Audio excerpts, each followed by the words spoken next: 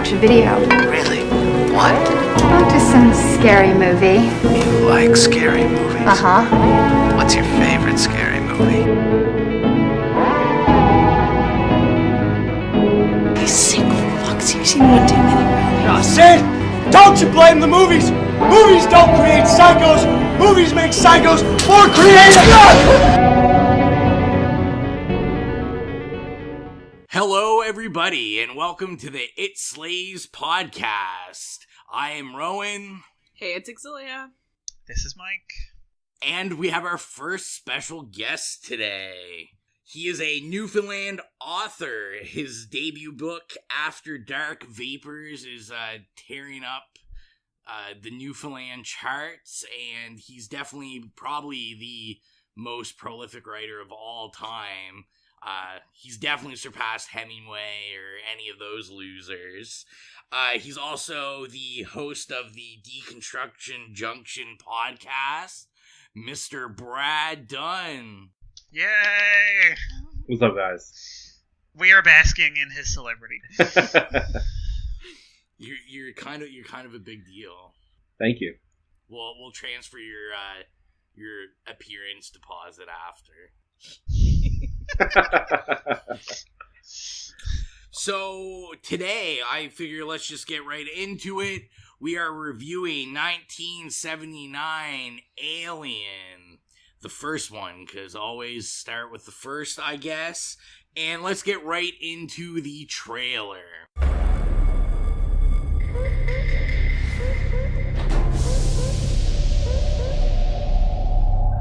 Where's Earth?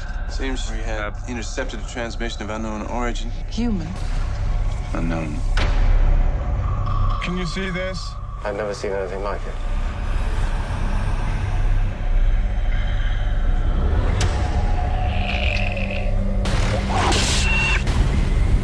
What the hell is that?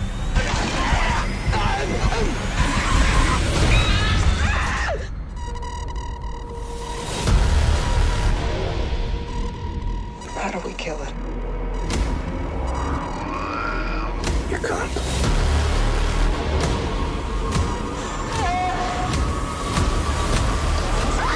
Oh, God. It's moving right towards you. Move. Get out of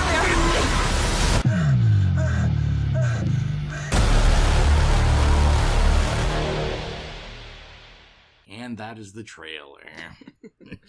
There we go. So, quickly, before we get into our review of it, I want to give a Patreon shout out. We have another Patreon subscriber who has donated and become a horror hound, Jennifer Stansberry. Queen Stansberry. Thank you very much. You guys are killing it. Yeah, we're killing it with our 2 subscriptions. We've only got 4 episodes. That's pretty good. That's right. Right now we're at $2. Next stop is $2 million. A couple days after Cecily subscribed, Rowan woke me up in the middle of the night. He's like, "We have another Patreon subscriber." That's right. I appreciate anyone that subscribes in the middle of the night while I am up. So it was amazing. So let's get right into it. Let's start with what is everyone's experience with this movie? Have you seen it before? Let's start with Brad. I think I saw it in full the first time in high school. I think I saw Alien 3 for my first foray into that franchise, and then Alien Resurrection. And I kind of thought it was like a silly franchise, just like nothing really special about it. And I was pretty surprised when I found out that it's this critical darling. And I remember renting it from Blockbuster in high school and being pretty blown away by it. And I've been just a massive fan of it ever since. Definitely one of my favorites. How about yourself, Mike? Well, I also came to it. Well, I don't think it was high school. It was maybe junior high. I feel like I saw it on a movie channel, and I'm not gonna lie, I loved Alien 3, even though everybody hates it. I love David Fincher. I love the steam of it all, the chefs of light, the dripping. I love Alien Resurrection, even though everybody hates it because I love Joss Whedon and Winona Ryder. And anyway, but of course, you can't top the first two, and I've seen them many times. I was very lucky in, our small city of Mount Pearl. Years ago, they did a revival showing of it at the theater, and that was really nice. And it was an old cut of it, was really grainy, and it was legit film, not just them playing a DVD, and it was really cool. And I've always had a really soft spot for it. One of my best friends in high school and I were huge Alien fans. So, and shout out to Mount Pearl, our number one listeners. They're consistently the top. What are they, a city? Are they considered a city now? Yes. Yeah. They are a city, my God. Brad representing hard. So yeah. They are the cream of the crop. The creme de la creme. Represent. Represent. How about you, Exilia? So this was my first time seeing this one, Alien. But when Alien vs. Predator many years ago was in the theater, Rowan and I went, and then I think Rowan bought it, and we showed it to my brother, who was very young at the time, and he really enjoyed it, so I enjoyed it because he did. And then we also saw in the theater Alien Resurrection, and it was I believe I left the theater saying, this is the worst movie I've ever seen in my life. With me? Yeah, with you. Let me make a correction. It wasn't Alien Resurrection. Are you sure? It was what's the one after? Alien versus Predator. No, it's the one after that. Yeah, Alien versus Predator. Requiem. Probably. Oh, okay. Oh, yeah. Sorry. The second one. There's so many. That one was the worst movie I've ever seen in my life. Oh, Requiem's terrible. So that was kind of my impression of what Alien was, and I was just very much not into it. So this was my first time watching this one, and you'll have to wait and hear what I think about it. And my first time seeing it was I was a kid, so I don't know, I probably would have been 8 or 9, because Alien was kind of always my big go-to movies when I was young. I had all the action figures. I read the comics and I collected the comics when I was a kid, so that was my first foray into it. I don't think I saw the first one first. I think I saw the second one first. But I've seen this 8 million times. I love this movie. We'll see how much I love it. We'll find out. So shall we start at the beginning? I don't know about anyone else, but it's really hard for me to watch that beginning of the ship without thinking about Spaceballs. I don't understand how anybody could watch any of this movie without thinking of Spaceballs, to be honest. But yeah, the score, I love the music in this movie. Jerry Goldsmith did it. I think the whole score throughout the whole movie is amazing. I mean, the score, such as it is, it's very sparingly used, which is obviously really effective. Yeah, it definitely is. There was a scene, when they go onto that other ship, that's, where the alien is. They have, a real, nice bit of the score there, and I took note of that. I really like the sound of that. It was almost synthy, which is interesting, because it's, 1979. There was a lot of conflict over that score, eh? Yeah, I saw a little bit about it. Do you know much about that, or? Yeah, so if you listen to the official soundtrack, there's a lot of music on the soundtrack that's not in the movie, because they just felt like it didn't suit the film itself. There's the alien, the xenomorph has its own theme with horns and stuff, but it's totally cut from the movie, and a lot of stuff they used from another movie that he did called Freud, and they bought that soundtrack so they could use it in Alien. They could repurpose it in Alien, because I think the composer said that Ridley Scott didn't really properly explain what he wanted, and so he gave them something that wasn't suitable, and there was a lot of kind of inside baseball drama over the score, but it obviously ended up great. What you see on screen, I think, is is pretty much perfect. Oh, it's very effectively used. But the xenomorph theme that he had created is really cool. I would definitely recommend listening to it, but like you listen to it and it's like it just doesn't sound like the movie. Like it doesn't suit the tone of the movie at all. Gotcha. I'll have to. I don't know if I've ever heard that or not. I have to listen to that though because now I am very interested. And it speaks to I think one of the big innovations of the movie because this movie is very much the first of its kind because no one had really seen like a really sophisticated monster movie before, and I think a lot of people went into it thinking it was going to be kind of like a Roger Corman type like corny kind of monster movie, but it's very sophisticated and I think the composer probably just didn't know what he was dealing with for the most part. I was gonna say, which it very well could have been, because I know I had read that one of the writers, Dan O'Brien, that they originally were talking to Roger Cormack about making this movie. And are you trying to butcher everybody's names right now? Yeah, O'Bannon and McCormick. Yeah, pretty much. I'm just giving you shit. It's okay, guys. This is what happens when I drink, okay? Like last time where it was just like silence. Yeah. Rowan's like spaced out. But I do know, like, the first, like, 5 minutes of the movie, I was thinking, because it has been a while since I've given this a rewatch, that I was thinking that visually, like, I thought it, like, really still kind of holds up. Like, it looks good. Like, there wasn't a lot of shots I found overly that you're like, oh, this is, like, really dated. Like, I thought because we know they were using, like, practical effects, like, I think stuff with the ship looked really good, like, I think would still hold up. Oh, beautiful.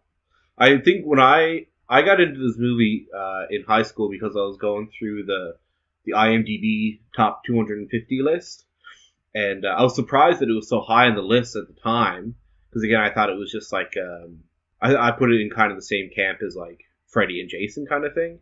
Even though, I mean, I love those movies, but they're not like, critical darlings. And I was shocked the first time watching it because, especially those opening sequences with, like the set. I mean, this movie probably has the best set ever designed for a movie. Like, it's incredible, beautiful. And the best props, I think, too, and costume design, and just like the cinematography.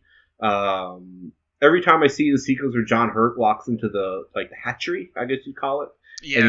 And he puts his hand over the mist. The mist, and it's got like that weird Pink Floyd laser thing going on. Mm-hmm. That's always like Frankie Goes to Hollywood, relax. Yeah. It always blows my mind how beautiful the movie is. I saw that they said that the blue mist was like influenced from, they went to like the Who concert, and they had those lasers, like blue lasers, and they were like, we need to put these in the movie. Good call. Well, Brad, you weren't far off.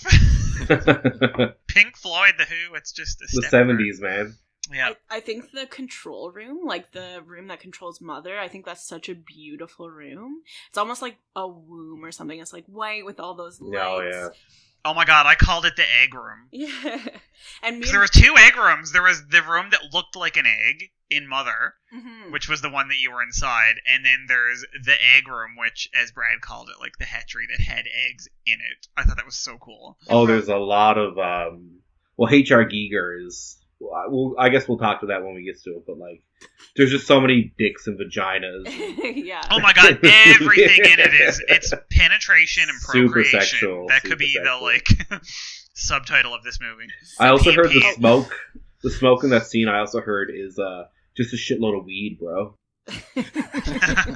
Sex aside, Rowan and I also discussed how much we love that round table that they eat at. Yes. Oh yeah. Rowan said he wants to have that someday. I need that table. One thing that I thought was kind of funny is I had wrote in my notes, like, maybe this is like the grandfather of found footage and horror, like the whole sequence where they're like looking at their cameras, going into the ship, and we all have that kind of like camera view. I can't really think anything that much older that kind of used that technique. I'm sure. I guess there was not a lot of like peering into screens. Yeah. Is that really found? Weren't they watching it in real time? Well, yeah, I guess. What do you call that? It's real time video footage. No. This is a video. Television terror. I don't know. So what? Let's talk about the cast a little bit. Oh my God, Ultra Heart. Like the whatever Sigourney Weaver. Oh, we're gonna get in a fight. No, I know you're just egging me on here. The interesting thing about the cast is this is like her first movie.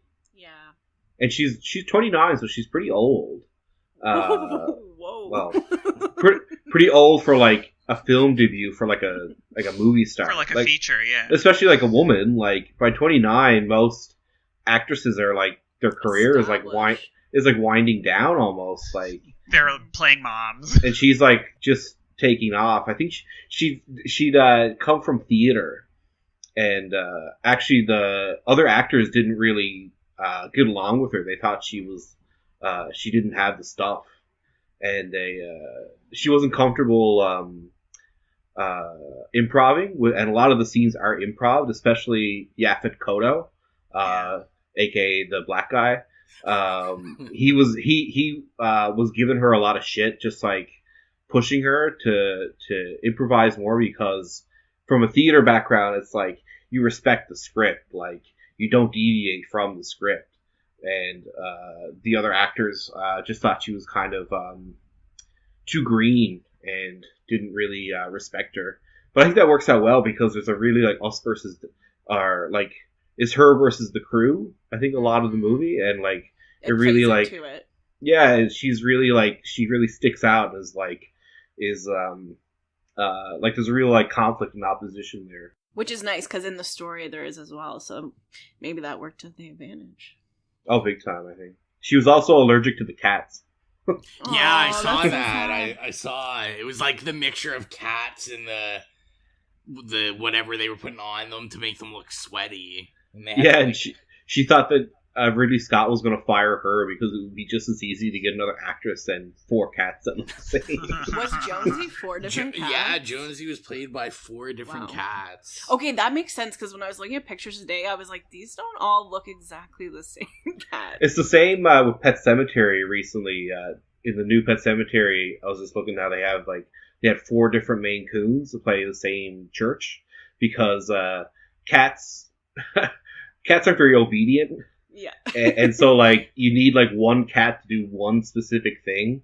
So, like, you get one cat to hiss on command, you can get one cat to, like, jump on command, but, like, you can't just get one cat that does everything. I thought it was, like, kind of funny and interesting, too. Like, I was reading about, to get the cat to, like, react when the alien was there, that they got a screen... And they put a German Shepherd on the other side, and then they would just move the screen so the cat could see the German Shepherd, and then the cat would, like, recoil in horror. And that's how they get the cat to do that. While we're on this topic, I should note that Jonesy was most definitely my favorite part of this entire movie. Jonesy's the real star. There's literally a how-to screenplay guide called Save the Cat.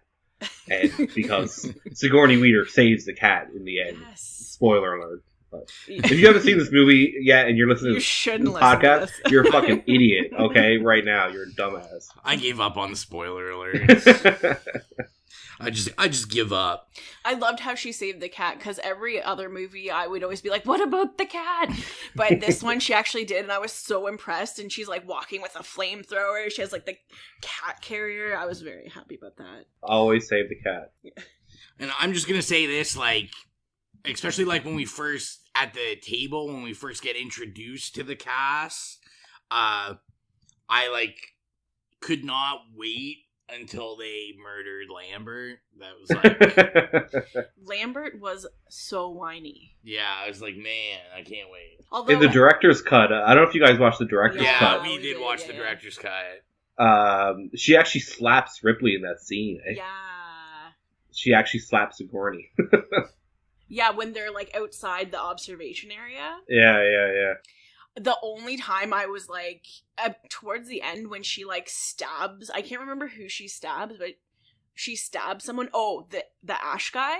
That I was like, whoa, she actually has some sort of like something in her, because other than that, she's just like freaking out and crying, and I find that so annoying. Also, when John Hurt gets the chest burster scene and she gets blood on her, that's like a real reaction.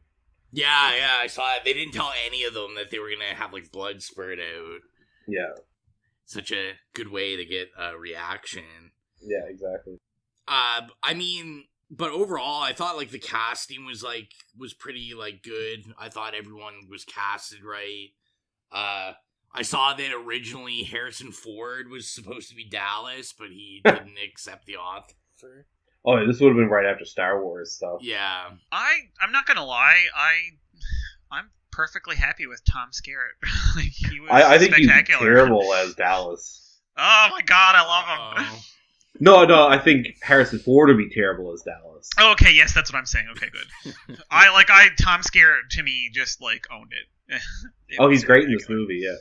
Yeah, I thought they were really amazing. The other thing I thought was really amazing was that I enjoy any two guys that just get to work and drink at the same time. I thought they were like the best. Was what were their names in it? I never remember. The two Koto and Harry Dean Stanton. Yeah. I can't remember their characters' names. Yeah, I was totally not prepared for that. But the engine room guys. Yeah. Which, I feel like all like sci-fi-esque movies, the engine room people always like have to represent like, the blue-collared worker. Well, that's one cool thing about this movie is, O'Bannon, when he wrote the original script, it was they were all kind of like nondescript scientists. But then when Ridley Scott and Brandywine got their hands on it, they made it more. They were like space truckers, they call them, and so they're more like blue collar kind of,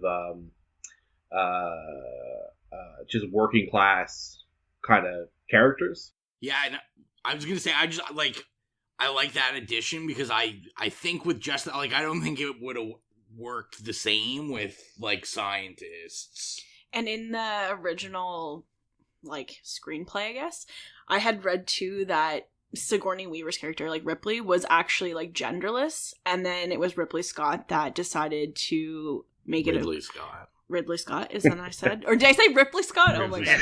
There's too many names close to each other. Ridley Scott had made Ripley a woman because, like, after his mom or something, like, she was like a strong single mother and all this, so I thought that was interesting. Yeah, all the characters in the original script are all like genderless and just kind of nondescript. And Ridley Scott went a long way in giving them backstories and just kind of elevating the characters. So I was reading a little bit about this. I haven't seen Aliens, but they were saying, like, basically when they were describing the characters who died in Aliens, Lambert, they had said that Lambert actually had was gender. Now that's debatable if it's gender reassignment or sex reassignment, but surgery from male to female. And then had a whole report, and it was there's no indication of suppressed traumas related to gender alteration and all this stuff. And I thought that was really interesting, but also because this movie is so much, people praise it for being really good on gender issues. I thought that was interesting. Anyways, we're not going to get academic or sociological here, but that was a little bit backwards, I found, in terms of transgender and stuff like that. So Lambert's supposed to be transgender?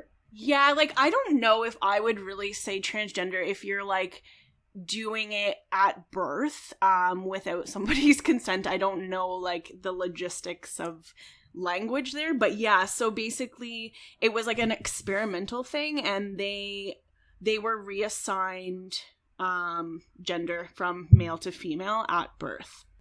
And it was I can't remember, Despin conversion or something. I think Despin was some sort of doctor. I don't 100% Yeah, it's know, like in a but- report in the second one. Yeah, like in a dossier. It just basically flipped on screen really quickly, I guess, but a lot of people, you know how people like really analyze these things, so they had like paused the screen and now they have like a screenshot of what everybody says. So I thought that was interesting. So while we talk about the cast, is this an appropriate time, Mike, for you to discuss your love of Sigourney Weaver? It's not love, it's adoration.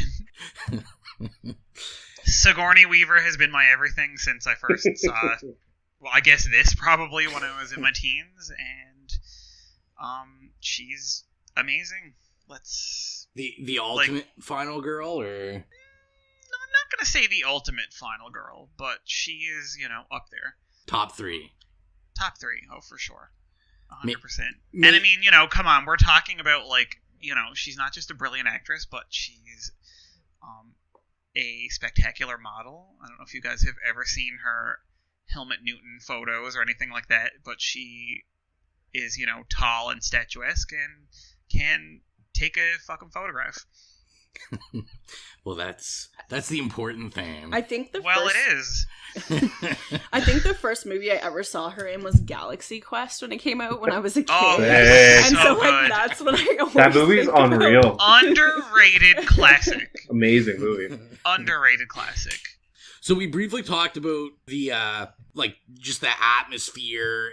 It's definitely, if this is, I guess if you're listening to this podcast and you're just watching this movie now, I don't know why that would be, unless you're Exilia.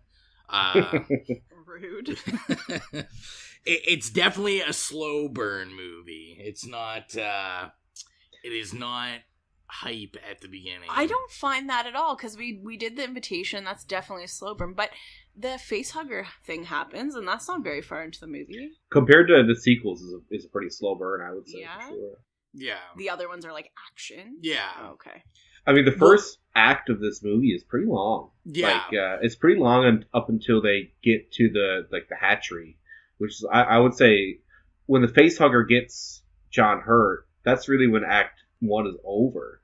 And that's I don't know, 20, 30 minutes into a 2-hour movie. That's pretty long. Yeah, it takes a while. And I was going to say, maybe it's just because I love this movie, but, I was saying that's not necessarily a bad thing. I think they did a great job, with that slow burn pacing, creating this, atmosphere, and, definitely as we see these characters and how they're interacting with their surroundings and the ship, creating that, claustrophobic feel of being on a ship. I think they did really good at that, because I think in any sort of horror sci-fi or even just sci-fi, a big mistake I think that a lot of people make is they make these ships seem so large and you can just do anything anywhere, where this really shows what I would realistically think is being on a spaceship. Everything's very close quarter and it's not all comfy. Yeah, it's definitely what I love too about the Nostromo on the sets is that it's very dirty sci-fi. This movie I think is I call this movie the anti 2001, 2001 Space Odyssey, because 2001 Space Odyssey is everything is really pristine and very clean, and this one it starts with Star Wars, the idea of the future isn't nice and spick and span. It's super dirty and used. And that's what this feels like. This feels like a work site. It's It's really dark.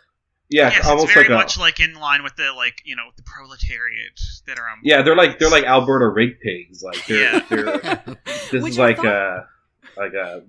call tar sands, the sites there. That's what I've never worked at a oil refinery, but I imagine that's what it's like, I found that interesting because that room I was saying, the control room, 2001 Space Odyssey is what I thought of in terms of that aesthetic of that room, but that's really the only room that looks like that. Everything is exact opposite. That room is, an exception to the aesthetic of the whole entirety of the rest of the ship. Yes, yeah. Yeah, sorry, and I'm just going to go back because I was re-looking at my notes. I was going to say, to the slow burn point that Brad was bringing up, I marked down that it takes 57 minutes. At 57 minutes is the first death in this movie. Yes, I mean, that's halfway through the movie. Yeah, so a 2-hour movie and your first death at 57 minutes. So, yeah. It builds momentum and it, builds inertia, and then it just kind of crushes you. Yeah, exactly. And I think the last 20 minutes of the movie, there isn't any dialogue. Yeah, no. It's just Sigourney running through the ship.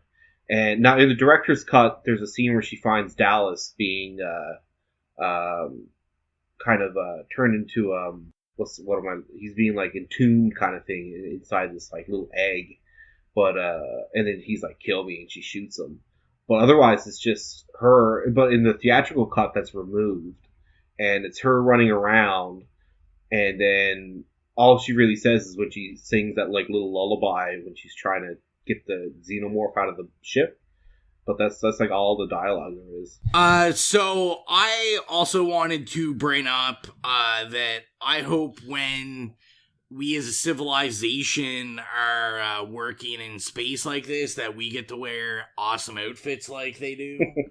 I enjoy that they have like, I don't know, I'm gonna assume the company assigns them like Chuck Taylors. Oh, I was gonna say the fucking Chucks in this movie and the like perfect shot, which, it's just a great shot of like, because it's one of the earlier shots that we get of, Queen Siggy. But, she's sitting back and like sticks her fucking feet up, and it's like this perfect, product insert shot of her beautiful Chucks, and I love it, and it's everything. Yeah. I feel like there's like a couple shots of just like the shoes. Yep. It's conspicuous. It's very well done. Not as bad as Will Smith and iRobot. I've yet to see that. You're not missing out on much. I figured I wasn't. So, do we want to talk about? Yeah, let's talk about like the eggs, the chest burster. Let's get into some aliens. Well, let's talk about how we get to that part. Okay. Excuse me. So, yeah, okay. So the crew gets the distress signal, and you have to investigate it, just cause, I guess. I always think about, like, like the Eddie Murphy, Delirious, like, haunted house, like, white people have to investigate. When they go to investigate, does Ash, like, have any, I can't remember now, but does Ash have any, like, is he like, we have to? Does he have any say in like going? Because that's the primary mission that he has, is to make them bring back this species. Yeah, he says, because Yaphet and Harry Dean Stanton don't want to go. And he says, if you don't go, you forfeit your entire salary. Yeah, I was going to say, there we go. Plays the money card, which obviously, if we're talking about, a bunch of working class, like, space miners or whatever they are, that's... Space truckers. Truckers, yes, sorry. I think their original mission is that they're carrying a bunch of ore. Yes, yeah. From wherever planet. I knew I got space miners from somewhere. Yeah, like, I don't think they mined it. I think they just carry it, and they're carrying it from wherever planet back to Earth. Yeah, and fair they enough. get rerouted to this planet. Yeah, and then, because at that point in the movie, we don't know yet that Ash has like the ulterior motives. We just know that they have to investigate. So they investigate reluctantly. This is where, we get them in the spacesuits. They go out onto this planet and discover the ship. We're what, like decades of away from knowing it's like the engineer ship from Prometheus. Oh, right. But they go into this ship, and I would say this is where we get the first real look at like the alien, the art design of that entire look, which is iconic and amazing. I love how the ship and the alien look like each other. Yes. Yeah. Well, yes, because the ship is very like bio, like organic. My understanding was that the xenomorph adapts to its wherever it's born. So like in the Nostromo, it's very black and industrial, so it has that biomechanical look to it. And in Aliens, they look more gray and like they fit more into like a terraforming building, which is what they're doing in that one. So then they kind of the next movies don't really build on how the xenomorphs adapt to their environment, which I think is like a big missed opportunity. Mm-hmm. I think it kind of plays into the idea that this is like the ultimate predator. Mm-hmm. And I guess this is a good time to maybe like talk a little bit. Let me murder some more names. So like H.R. Geiger, right? Giger. Let's see. He is Fizz. This so he was the art director for anything that had to do with the aliens, is my understanding. He was that was his primary thing.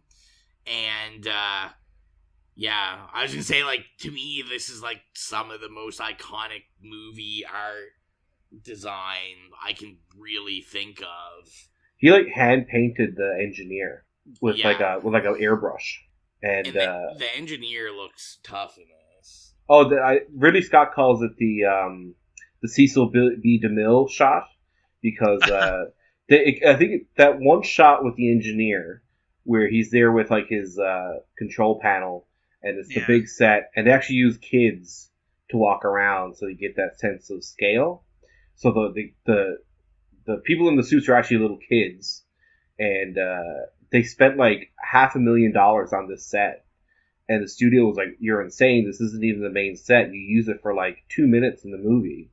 And he's like, "But this is where people will watch it and realize, oh shit, this is like a real movie. This isn't like, you know, like we were saying earlier, some shitty monster movie. This is like a real bona fide sci-fi, kind of up there with like 2001 and Star Wars."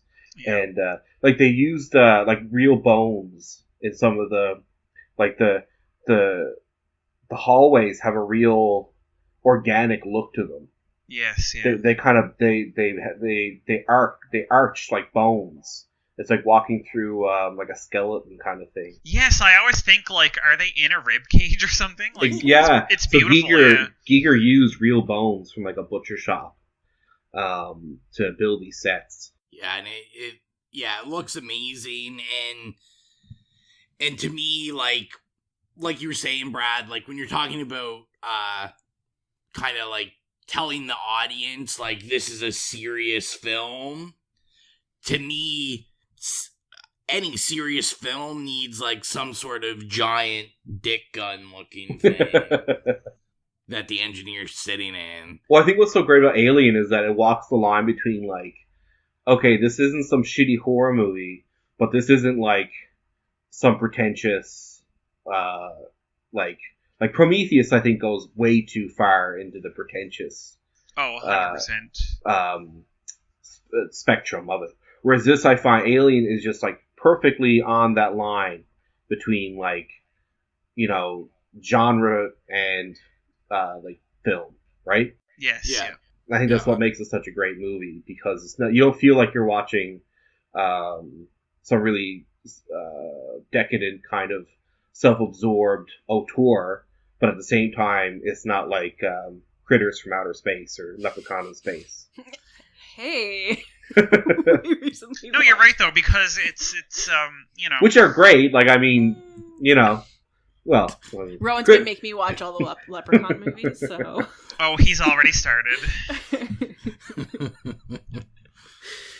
So we have her. This is where we get introduced to the eggs, the alien eggs, which look great, like so iconic. Obviously, like the movie poster and everything.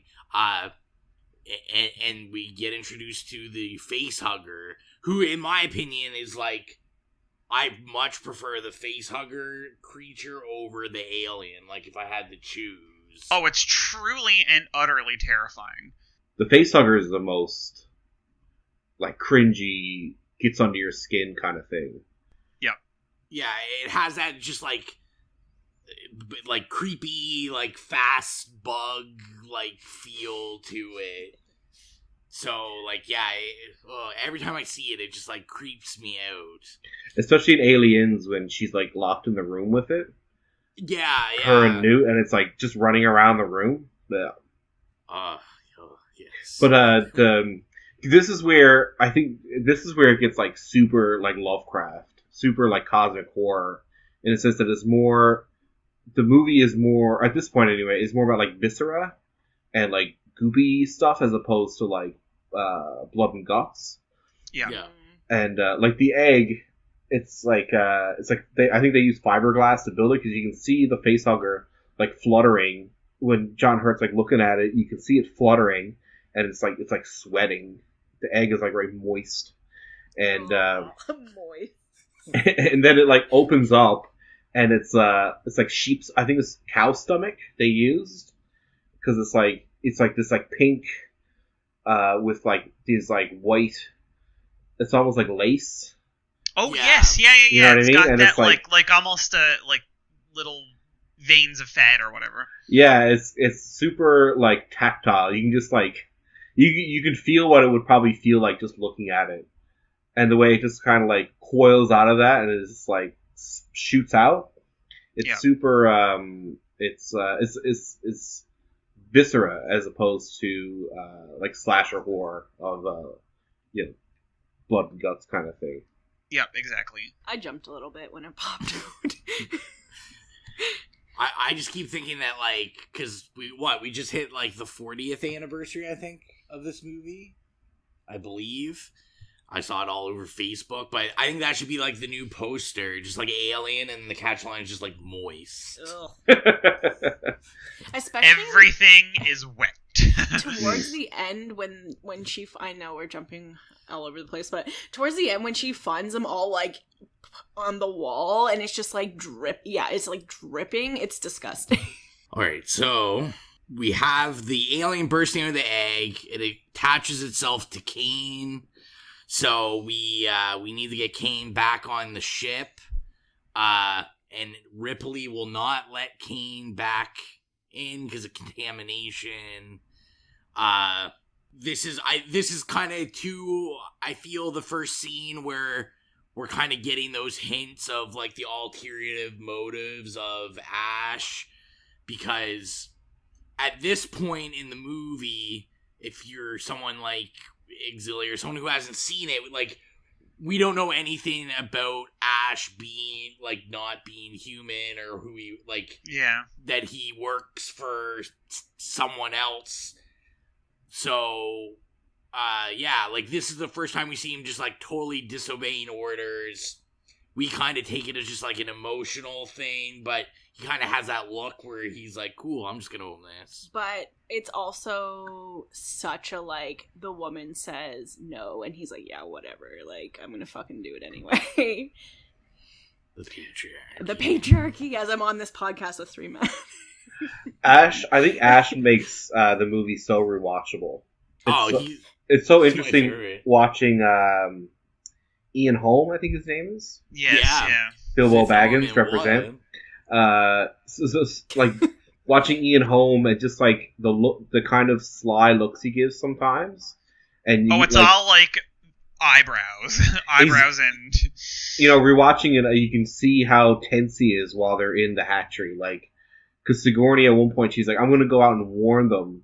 And he's like, no, what's the point? No, just let him. Oh, yeah, he stops like, her, yeah. When you rewatch it, you can really see how he's trying to, like, undermine everyone and trying to carry out this. Oh, yeah, he's really, like, engineering this secondary mission, yeah. The thing I found was kind of interesting, and this is not, like, a fully processed thought in my brain, but when he's talking about how much he, like, admires the xenomorph, and it's because it's, like, a very rational, objective thing, and it doesn't let its emotions get in the way, but, like, Sigourney Weaver's character is also like that, and he, like, undermines her, because she's like, I don't really care that this person might die, like, this is against protocol, I don't want to infect the whole ship, like, it's very rational, she kind of, like, takes her emotion out of it, but he undermines that. Goddamn Ash, the patriarchy. I'm not saying that's about the patriarchy. I'm just saying, like, I just think that's interesting that he, like, values rationality so much, but then, like, I guess he does have the ulterior motive, so that plays into it, but... Yes, well, I was going to say, I mean, he's still got his orders. Yeah. Everything else is secondary. Yes. So we get Kane into the ship, they take him to sick bay, and we have all the discussion, like, how are we going to get this thing off? How is he breathing? And then this is where the scene where we're introduced to the alien's blood being acid when they go to cut one of the digits off, one of the fingers, the digits. One of the creepy fingers off of it. I was always curious how the acid didn't get on Kane's head, but... It kind of just spits out, eh? Yeah, I thought for sure there'd be, like, at least a little drip. I wanted, like, a little rivulet of, acid to just run down the back of his head and just, like, kind of bisect him. But that didn't happen, did it? Maybe in the, like, super director's producer's cut. The Zack Snyder cut.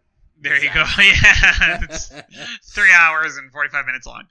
But going back to that scene where they're trying to get John Hurt into the ship, that scene really makes the movie, because I remember O'Bannon talking about how when him and the other guy were originally making it, one of the big things they were trying to do was, how does the alien get aboard the ship in, like, an interesting way?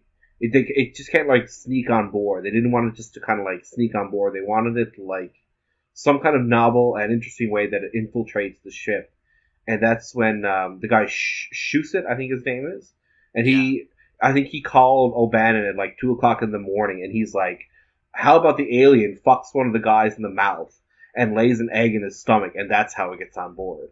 And they were like, yes. Okay, yeah, that's different. And I think that's so much of what makes the xenomorph interesting, is how it metamorphosizes and there's different stages of growth. And I think that moment is what takes this from, like, a run-of-the-mill kind of alien movie to something different and cool. Yeah, it's almost literally more visceral, too. Yeah, it's very, very...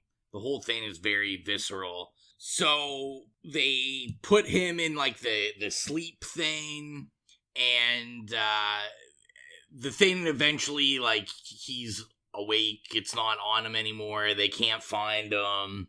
That scene always, like, creeps me out when it, like, falls from it's, like, dead, but it falls from the ceiling when they're, like, looking for it. That scene always gets me, just because it's so creepy looking. Like we already said, it's just, yeah, it's very visceral and creepy. And then I was gonna say, to me, probably we get to, like, in my opinion, like, the most iconic scene of the movie, where, like, they're sitting down to eat, and then Kane has his, like, coughing fit, and then goes on the table, and we get an alien. I think that baby alien's so cute when it comes out. Like, it's like... that little... Yeah. It's so every time, like, I've seen this movie, I'm sure, dozens of times over the years in various states of soberness. And every time that thing fucking bursts out and goes on the table, it is, like, just, to me, absolutely terrifying. And that's why it goes, like, this is one of those moments that takes it from, sort of like what a lot of people just consider a sci-fi movie to, like, no, this is a fucking horror movie. Like, this is terrifying. But every time it comes out, I all of a sudden, like, just think it's gonna go, hello, my baby. Yeah. I can't help it. Spaceballs ruined it. I can't, like, everything is ruined. It's... Oh, and it should be mentioned that, like, he's the one in Spaceballs that is, like... Oh, it yeah. happens to. They get him. Yeah. I thought, to me, in the entire movie, I think there's only 2 scenes, and when the alien, like, runs away, that's the only scene I think kind of faltered for me, like, visually, just because, I mean, there wasn't real any way they could do that and make it look that good, because it didn't have No, it's true. It's true, anything. yeah. So I just, like, when I saw it, I was like, it's kind of like... They just kind of like pull it and then it just like slides. Because to me, the only two scenes that really looked bad in this was that, and then there's a shot outside of like Ripley in the ship, but you can tell it's just like they took video and like superimposed it on this ship, and it just like that. So that was the only time that I thought it kind of looked bad. But yeah, that scene was terrifying. And then we kind of get into like the meat and potatoes of this movie. Like, we have to find this alien because they still think it's like a little baby, and we have to get it off the ship. And if they only knew, they should have thrown that guy overboard the second that they saw that thing on his face. Just saying, like, we're like in pirate times now. Walk him to the plank. Hey man, when they prod that thing and its little tail coils tighter around that guy's neck, I'd be like, fuck him. Exactly. He's gonna die anyway, whatever. There's no hope. So, so they kind of start plotting out how they're gonna find this thing. I thought it was funny because I liked how they like came up with the plan of they figured out they're gonna blast this thing into space, and the entire time I was like, maybe you guys should have a plan to catch it first, and then like they had the plan of blasting the space, but it was like, how are we gonna catch it? And this is when it's time to start killing some of these characters. Weren't they gonna blast it into space through like some sort of air or something? Like the air ducts. Yeah. I think they were trying to isolate it using like the doors. Yeah. And then I think they were trying to get it in a certain spot or something. Room, and then they would like open an emergency hatch and flush it out or something like that. Yeah. So I want to know, everyone, so how did you feel when you first got to see the alien like in its full glory? Because as an audience, I can imagine like first seeing this, if you don't know it's going to turn into this giant thing, like it's like a shock because you're thinking this little baby alien, and then it's like this magnificent giant alien. One of my favorite scenes in the movie is when Harry Dean Stanton is like, I think he's just standing there like having a smoke or something. Oh my god, I love all the smoking on this ship. And you can see like the coils and the rigging behind him, and the xenomorph's just kind of swinging. Yeah. And it's almost like you blink and you miss it, and he's just kind of like hanging there. Yeah, because there's chains swinging too, right? It's such a. And he's just kind of hanging there, and you can see him kind of unfold and then drop on him. I love that sequence so much.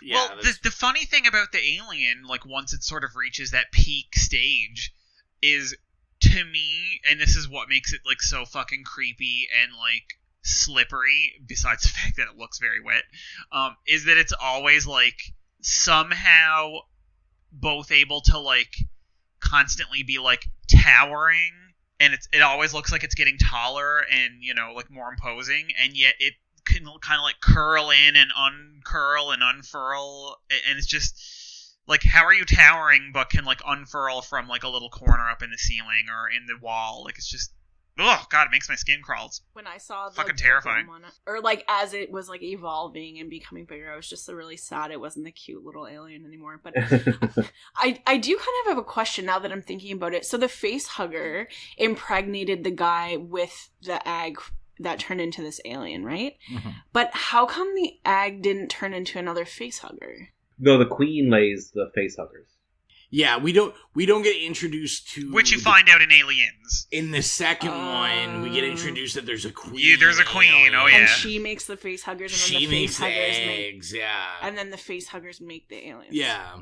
Huh. Well, that's why like the fucking procreative like motif of this movie is so fucking deep, because there's like eggs within egg carriers within other eggs, and it's just like, fuck. It's very and I think this is another gets to my point about being anti 2001, because my favorite thing about this movie is that thematically it really blends like creation and destruction.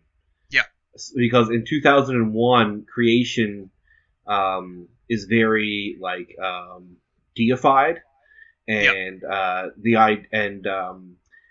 it's a very anthropocentric view of the universe, that the universe or God or whatever, higher beings, aliens, have our best interests at heart. And throughout 2001, you see how these aliens guide our evolution through intelligent design. Whereas with Alien, it's no, creation is fucking brutal. And the universe does not have our best interests at heart. It doesn't really give a shit whether we live or die. And there's creepy fucking things like the xenomorphs out there that will just eradicate us. And then I think that gets explored more in Prometheus, the idea of, the creatures that created us, we were like a failed experiment to them. And they didn't care whether we ascended to higher beings or not.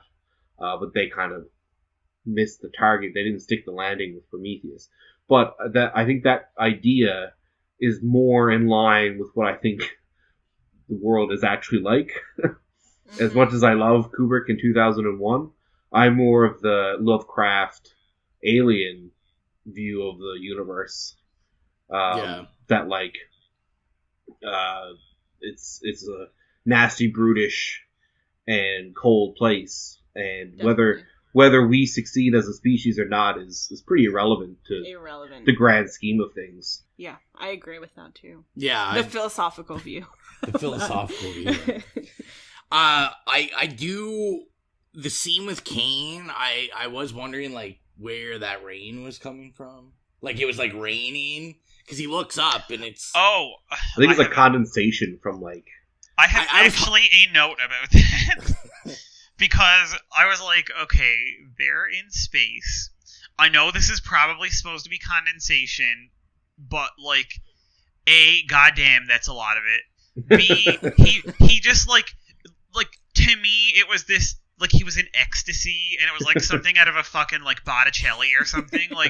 He was just standing there and turns his face up, and it's dropping down on his face, and he's just enjoying it and all but licking at his tongue, and I'm that shit is rusty ass goddamn boiler room space station, which is probably 70 or 100 years old. Goddamn Faust water, ugh. Why are you kink shaming my man? I live to kink shame the rusty spaceship water liquors.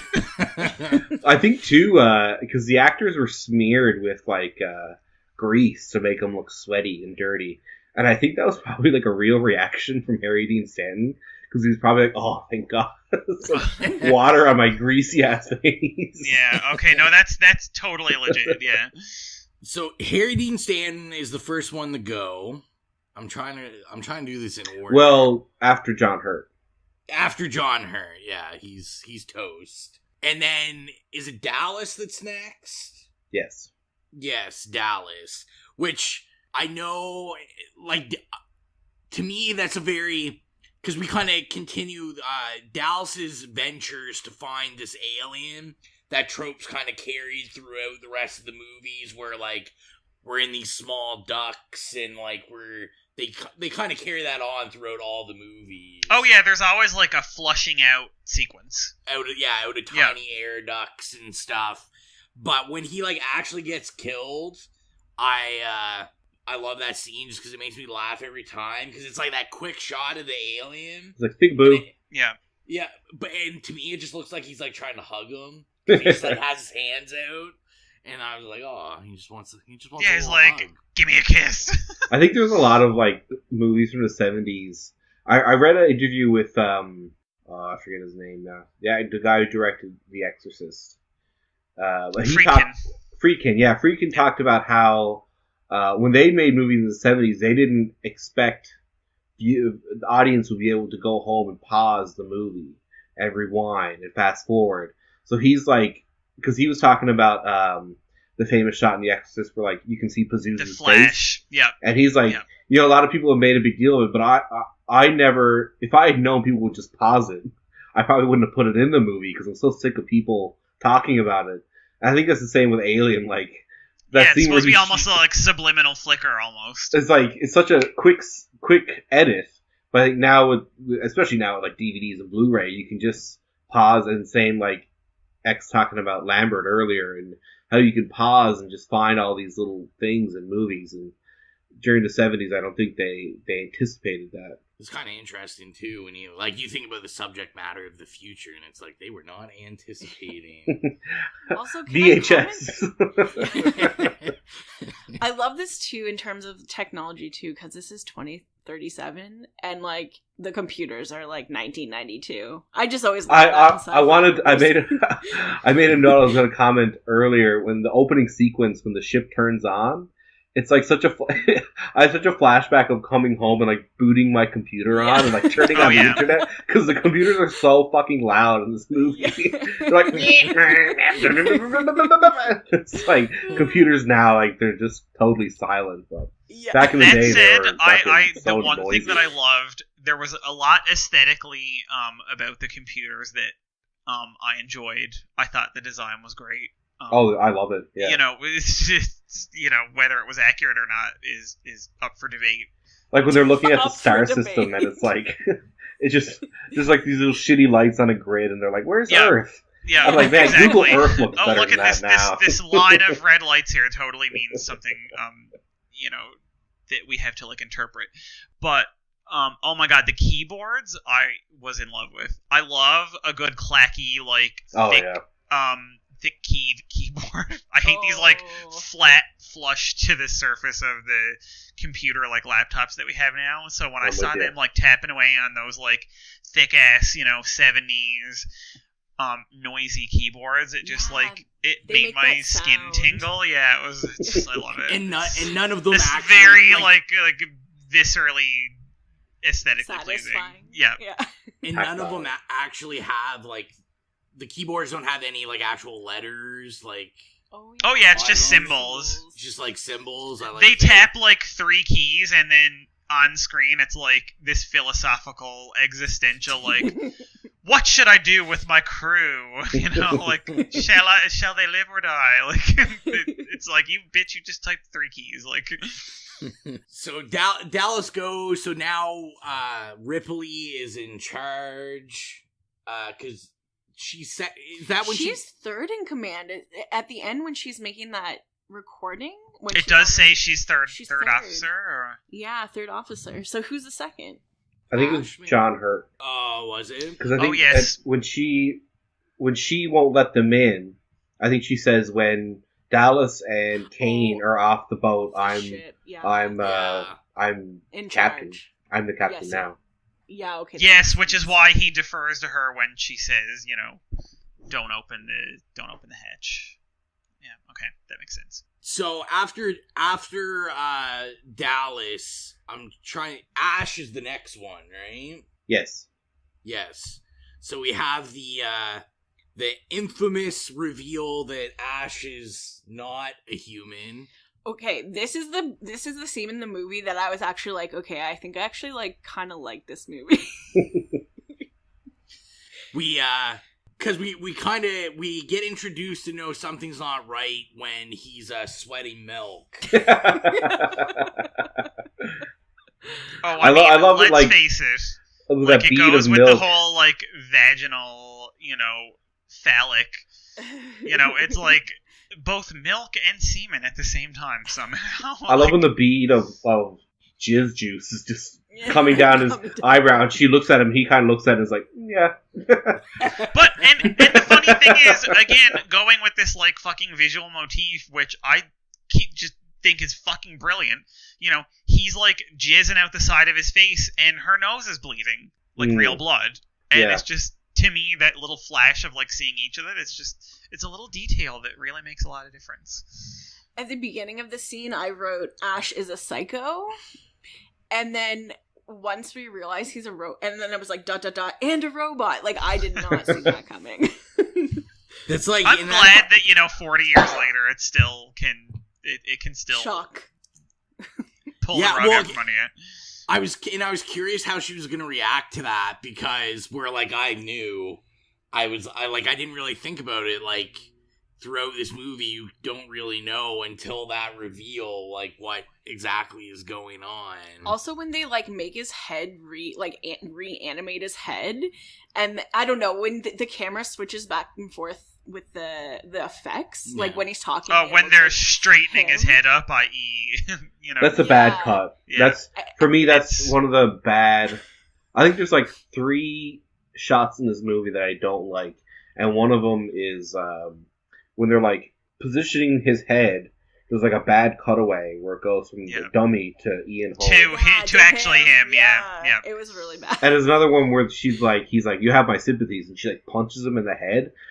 And then it goes back to, like, the dummy, and he's just got this weird smile on his face. And it's, literally rubber eyes. Yes. Yeah. But I do love, I love all the milk. I love when he's talking and he's, like, spitting out the milk and all the, like, little beads coming out of his body. Oh, yeah. I think like, they're really cool. I also read, and it was after I watched it, so I can't verify this, that, remember when he's, like, trying to suffocate her with that magazine, which is weird in the first place, but I read that was, like, a porn magazine. It is, yeah. You can see all the, like, Playboy cutouts around them.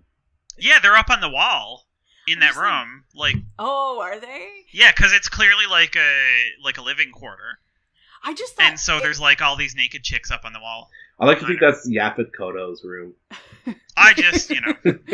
I was just thinking, if I was her, like, how, you know, maybe I could not be suffocated with a magazine. I just thought it was a really strange method. For the longest time, like, the first couple times I ever saw this movie, when he comes in and, like, hits Ash to get her off, I always thought that he hit Ash with a magazine as well, and I could never figure out. I'm like, yo... How did that magazine decapitate? I'm like, this guy is gonna swing to his magazine. Or that is some fucking faulty-ass cyborg manufacturing. When he does, like, that freak out, when he's just, like, spinning around the room, like, I love that. That was like, so weird. Like, he does that, like, that actor does such a great job with that role. Ian Holm, yeah. Yeah. But yeah, the scene with the magazine is very phallic again. Like, it's very, like, whenever I watch that, it's like he's looking at all these naked chicks that are up on the wall, and it's almost like, is this how I rape a woman? You know what I mean? Like, yeah. It's his, like, weird robot brain trying to understand sex. And it just kind of gets more into the, like, how this movie melds sex and violence. So we hook up to Ash because they want to know what's going on, and they get the full description. So this is where our remaining characters kind of find out that the company, old Whalen knows that they find out they're expendable, and that really the whole point was to get this alien and bring it home to the company. And you touched on it briefly, Mike. Like, and it's kind of the theme throughout the movies and, like, any of the comics or anything that's come, but, like, this really, like, proletariat bourgeoisie theme throughout these stories of, like, it's always, like, even though we know the company's called Wayland, like, it's always the company. The company, like, yeah. Just kind of this, like, It's like something out of Kafka, right? Like, it's absurd and, you know, just almost like a sledgehammer. Yeah, this is where the movie has that, like, radical 70s cinema, like, critique of capitalism in it. Yeah, for sure. Which I think you don't really see anymore nowadays. There's a bit of it in Prometheus and Covenant with the original Wayland character, but just you don't see it as sharp in this one, where it's like literally the company is like dehumanizing its employees to acquire this commodity. And towards back towards the beginning, when Sigourney Weaver's talking to the main captain, what's his name? Dallas. She's like, "You're the captain. Can't you do anything about this?" And he was basically like, "No, like it's all whatever the company wants." And like because Ash is from the company, he basically runs the ship. The captain is just like a figurehead, essentially.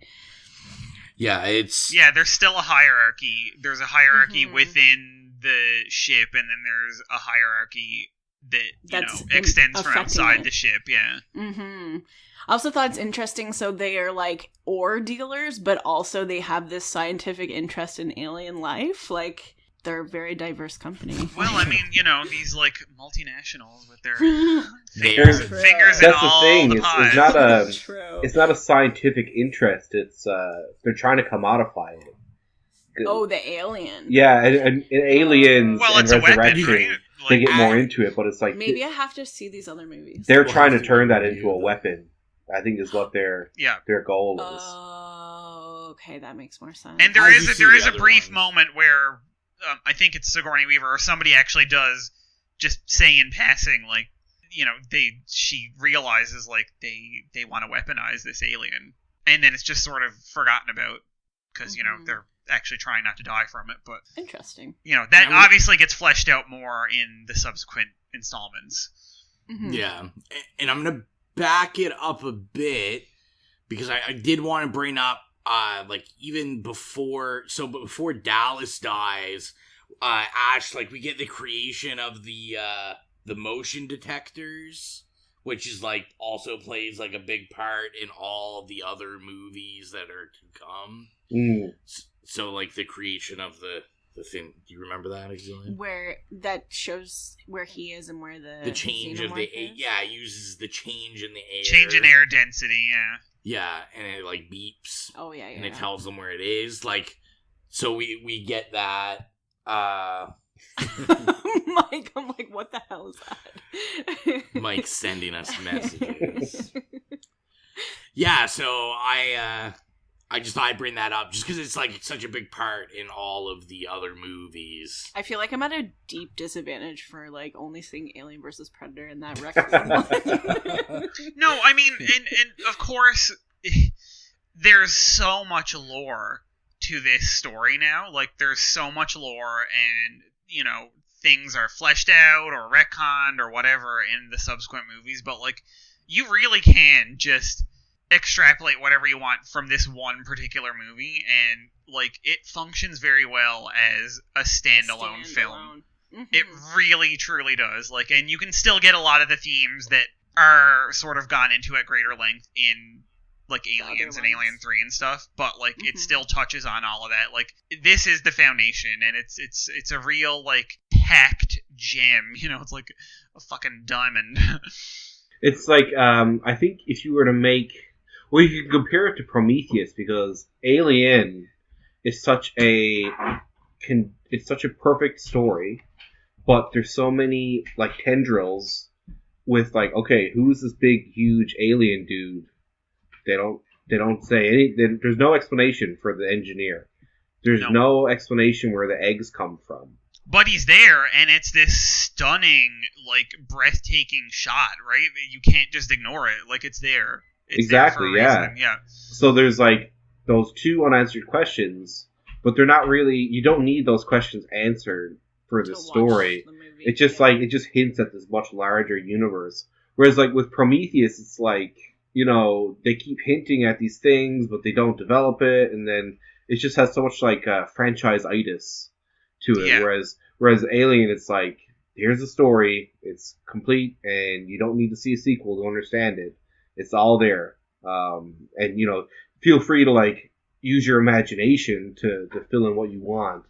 Whereas, I think if you were to make Alien now, it would just be like, obviously there'd be some kind of you'd be like, oh well, the sequel will. Oh explain yeah, what and these things there's are, going to be a post-credits scene. Yeah. But like, it wouldn't be like, to me, it gives you like prompts that you could theorize about, say, leaving the theater, but it's still deeply satisfying if you don't want to do that. You know what I mean? Yeah. So let's talk about the next deaths. I finally get my You're all about the death. I'm all about the death. I finally get my wish. Lambert goes.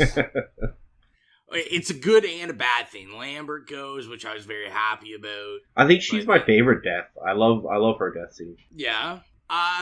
Yeah. I like that whole sequence because I'm such a big fan. Like, that's kind of our first introduction into the like double mouth Yeah, it's so menacing, yes. the way the tail between her legs coming up. Oh my god! Every time I see it, all I can think about is like Evil Dead tree rape. Like, what is happening here? And obviously, you get the double mouth, and her her face reminds me a lot of Shelley Duvall from The Shining, and her face in the shadow. It's the eyes, like a big eyes. Yeah, when she sees the xenomorph, it's like you can see the terror in her face. I love it. Yeah, she's very, very expressive. Not in like an overacting kind of way either, but just But yeah, so we get their deaths. Like I said, that's probably my favorite death scene as well. Just because of how much of the alien we get to see in that. Oh yeah, and it's just like like with everything else in this movie, it's like brilliantly lit. Yes. In that it, because she just is like almost in the spotlight, and it's this like steamy dark room, and then all of a sudden it's like a spotlight on her, and then a shadow. Oh my god, it makes my skin crawl. They always show like just enough, which is always the best kind, rather than like overdoing it. And then there was two, Ripley and Jones. No, the other guy. Yeah, Yaphet dies last. In the same scene. Oh, yeah, I meant those two go. This is why Alien is so progressive, because the black guy dies last. Yeah, that's right. Oh my god, you're right though. Technically, he is the last human to die. Oh yeah, I guess she doesn't die. Never mind. Like, isn't she a human? Am I missing something? Twist ending. Ripley actually died. But yeah, save the cat, kill the girl. Like that's the new version of that screenwriting book. Yeah. And I like the way they did this, because I think it's almost like very untraditional, where we kind of get like a fourth act in this movie, because she sets the self-destruct, goes to the ship, and like as an audience you're kind of like, okay, like we got these deaths, we're getting the final act of escape, and then we get a totally different act of the alien is on this getaway ship, and we get like a whole bunch more stuff, like we get more action. Well, and again, it sort of plays into the whole horror trope, but it's in space, of the killer is not really dead, and he's coming back for one last, go. My anxiety definitely subsided once they got to the ship and everything was good, and her and the cat were just chilling, and then the friggin' alien, and then I was like, just when you think they've got away, and then they didn't. I love that scene where he's like blended in with the pipes. Yeah. And her face is just right in front of it, and it's like... And his hand shoots out. And then when it's kind of like when she's about to eject it, and it's like the flashing lights, and he's like coming up behind her. Yeah, it's so good. That whole sequence is probably my favorite with the alien. Like, I love when she sees it sideways on the wall there, and she's hitting the like steam or whatever on it. Yeah.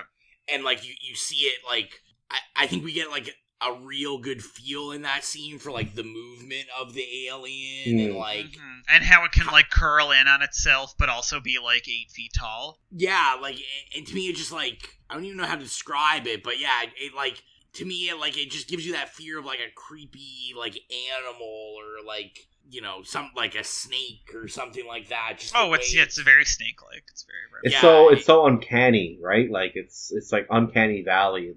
It's not a human, doesn't really have a face, it's not really an animal. It's just like you can't place.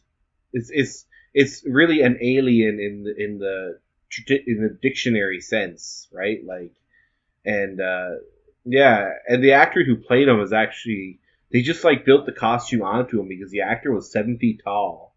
Jeez. Oh my god! And when he stood up, his hands went down to his kneecaps. This is something I was kind of wondering too when I watched it, because like when some of the movements, especially when it's like dangling outside the ship at the end, I was like, this is definitely a person, like in real life. This. Well, yes, because it does have that, like you said, it's not a human, it's not an animal, etc. But like it has shape of the animalistic, body. but it does have like humanoid features, which is and just some of the movement and just the shape of the body specifically in that like little scene. I was just like, this has to be like. I can't remember the guy's name. All I remember is that the guy's from Nigeria, and they met him in a bar, and it was like this special effects guy, and he saw him and said that his legs and his arms looked unhuman because they were so naturally long, like they were so unnaturally long. Yeah. Bolaji Badejo. Yeah, I was gonna say he died in 1992. That's so sad. If only we had some sort of thing you could look information up on. And the actor they got to play in Covenant, I think his name is Javier Botet, and Javier Botet has some kind of condition where he's super tall and he's very lanky. He played Mama in the movie Mama. I don't know if you guys ever seen it. Oh my god, I love that. And anyway, Mama has that like super weird like body, but it's just him in makeup. Like it's not special effects; it's just the actor. And he played the Xenomorph in Covenant, and he has a similar kind of build. I think he did like an incredible job. And I was gonna say in that fourth act too, I thought it was kind of funny because like. We have to, I think this movie's done a really great job breaking tropes of the genres, but then we have to get Ripley's gonna take her clothes off. Oh my god, Of course. iconic butt crack. Her so tiny. Iconic butt crack. First of all, the greatest butt crack. And I'm gonna say it. Frankly, what I interpret as also iconic bush. Because she's wearing some tiny ass panties and iconic 79. butt crack. Exactly. And she just didn't give a fuck. And we're all the better. I have me and my old roommate, one of my oldest friends ever. Holler, shout out to Tina. Like our favorite butt crack in the universe is Sigourney Weaver's butt crack in this movie. Wearing panties that are like that low on your butt is so uncomfortable, but she did not care. She rocked it. Yeah. I know, it's like this like super strong like female role, and then it's like, of course. I wouldn't want to fight an alien in my underwear, but not my little tidy whitey. Yeah, but when I was rewatching it in prep for this, I also really, for probably the first time, and maybe it's because I was paying attention to how like dripping and sweaty and moist everything was. But like when she got in there and she thought, okay, like this is my sanctuary now. I'm safe. It's blown up. I'm gonna go to sleep now for 6 weeks or whatever. I was like, God damn, I mean, there's no shower on there, so the closest thing she can do is to peel off her fucking clothes, and I probably would have done the exact same thing. And I always looked at it, we'd always laugh at it, in previous years watching it, and having a few drinks and going, oh yeah, she's got to take off her clothes, but it's like, damn it, I'd want to peel off my clothes too, because it's disgusting, and you're like sweaty and gross, and you can't get a shower, and it's like a nightmare when I used to work in retail. It's like you come home after working all day, you take off your pants, sit down, watch some Netflix, some self-care, and some fucking customers hang in your closet like, excuse me. Exactly. Can you check your bathroom, please? They unfurl from the wall, and she's got that Kate Plus 8 haircut. Yeah, and she wants to talk to the manager. Gotta talk to the manager. I got this coupon from last year. Shoot her with your grappling hook here. Yeah. Get out of my house, bitch. Shooting you off into space. Well, I will say too, like, get back in your video I say like, oh, they had to do it, but out of a lot of these movies, because when that kind of stuff happens, you're always like, oh, they gotta do this. But I will say, like, to me, it didn't feel. I mean, I'm not a woman, but it didn't feel like they're like objectifying. No, it wasn't exploitative. It's not erotic. It's more like, to me, it was her being like getting comfortable finally, vulnerable. Because like, even the lighting in that pod changes. Yes, I listen. kind of disagree with that because it was like the smallest pair of underwear possible. Okay, I know, but we didn't. Oh, no. But I was gonna say we didn't see anybody else's underwear. I do have one note from much earlier, and we, kind of John Hurt, past baby. it. John Hurt wearing a corset. Ooh. When he wakes up after the face hugger disappears off his face, he's sitting on that I'm gonna call it a slab, an examining table, and he's wearing a fucking corset. Yeah. Like you can practically see his junk, and it's like unlaced. Like it's very much a corset or a bathing suit. No, it's I don't know what like this. That was another little tiny detail that like people gloss over, but like that's again this finely tuned movie. It's a small detail, but it sort of locates it further in the future where even like their underwear and stuff was maybe slightly more genderless. Maybe they all wore that type of underwear. Well, I think that corset kind of feminizes him because he's pregnant then, right? Like yeah, and it's white, of course. I think the real moral I think the real moral of the story is that I think these people on the ship just are kinky. They're getting down. They are getting down. So yeah, we kind of have the final scene and the fight with the alien, and we shoot the alien with the harpoon, blast it off into space. That scene where he's kind of floating in space is another one of the scenes that I don't like in this movie. I feel like that's just a bad cut where it's just like it looks like a guy in a rubber suit. Yeah. Like I think the only moment where the xenomorph looks like a guy in a rubber suit. Yeah, that's the exact scene where I was like, this must be a person. Yes, yeah, because it's so much harder, especially I guess where they were using practical effects and it was 40 years ago. I feel like a lot of the menace was created by the glistening of it and like the really deliberate lighting, whereas they couldn't do that with that. Yeah, exactly. Well, so much of the pitch of this movie that they made was that this was Jaws in space. That's how they pitched it. And Jaws is very similar in the sense that like it's very much what you don't see, and you only see the shark. 100%. You see the shark very sparingly, and it was another thing where it was like the shark looked like shit, like the animatronic doll was shit. So Spielberg had to like show it as little as possible, but that's what made it so great. And I think they definitely used that principle for Alien. Yeah, and it's only in that scene really that for like explication of how she gets rid of it that you have to show it that much. So it's just out of necessity that they have to do that kind of shitty effects. Yeah, no, and so that is the end of the film, and this is where we always open it up. Was there anything else anyone wanted to mention about, mention notes they had written or something we didn't talk about? It's not so much a note or something we didn't talk about as something I just want to throw out there, especially if, God only knows, somebody might actually listen to this. But you guys have 2 Patreons. Come on. Yes, this is true. There is one of the greatest discussions of this film that I have ever seen, and some of what I said earlier was definitely inspired by my reading of that, is a Barbara Creed book called The Monstrous Feminine, and she has a whole quarter of her book where she talks about all the vaginal and matriarchal visual motifs in this movie, and there's some really cool discussions in there, and she uses stills from the movie and stuff.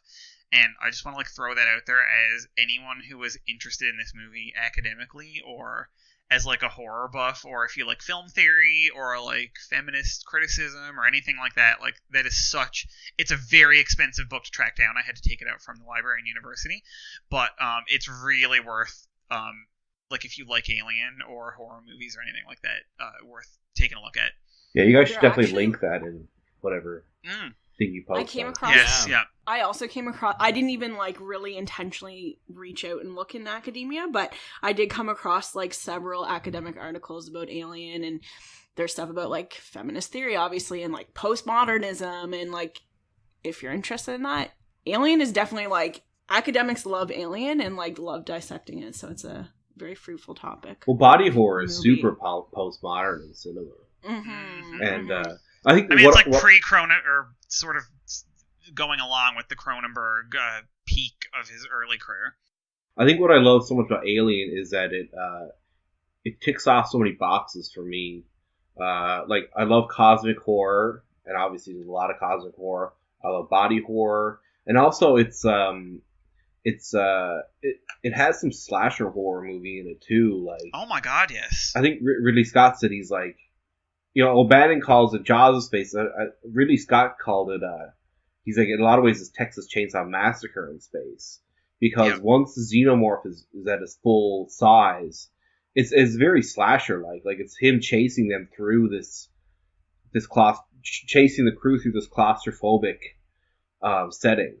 And to me, once the chest burster comes out, that's like Leatherface throwing open that door in the house and chasing after misses and putting her on the meat hook. Yeah, exactly. Yeah.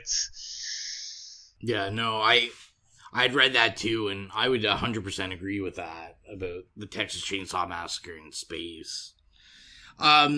So we'll play our budget game. Did you look at the budget yet, Brad?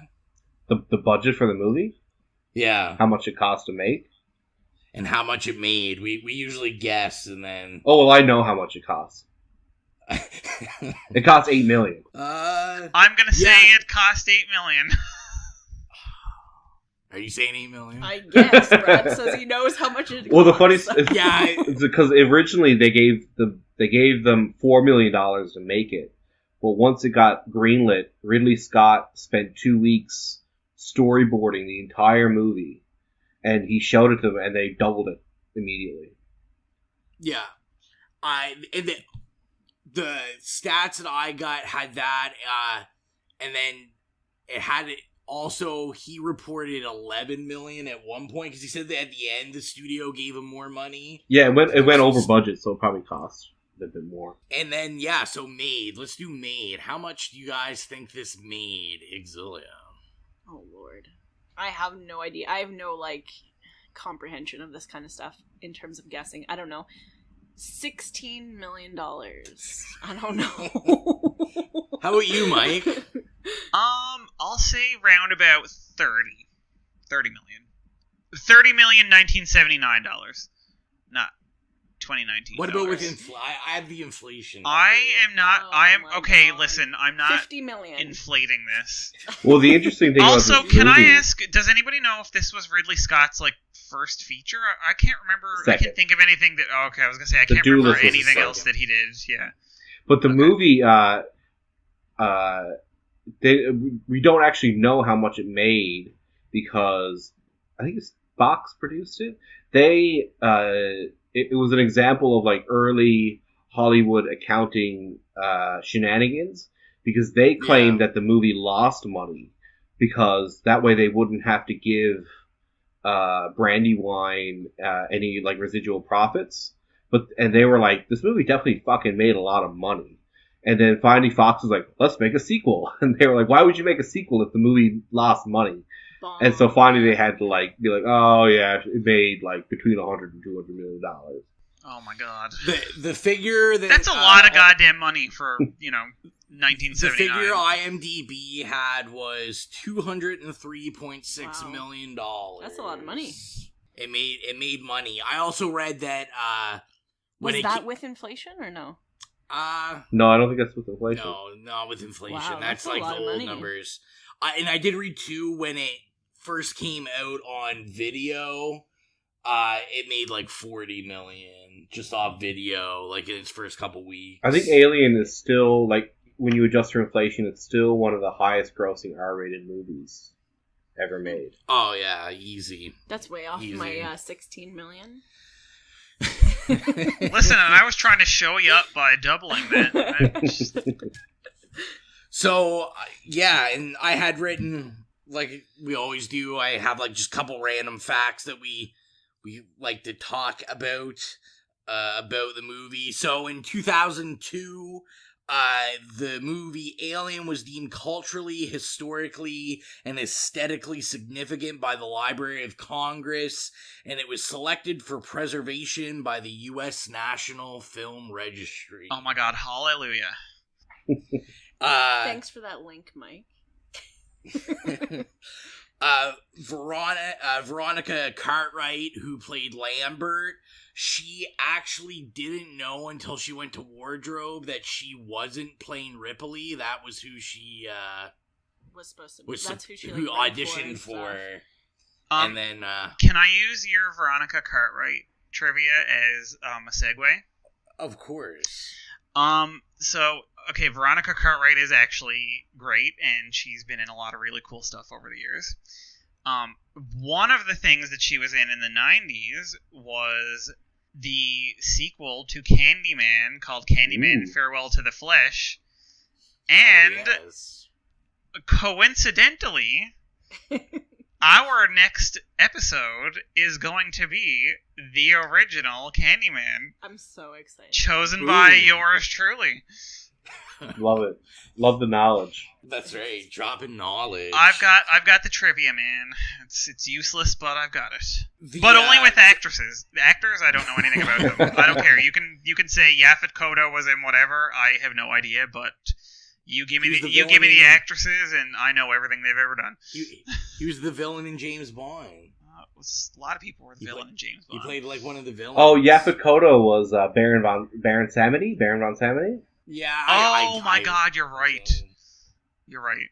So another fact I had was in the audition for Harry Dean Stanton, his first words were, "I don't like sci-fi and I don't like monster movies." I love that. And they said that's why they casted him, because they thought that was hilarious. But that's exactly what this was. I mean, he had that irreverent attitude, like, I'm just here for the paycheck, which clearly he was. So, you know.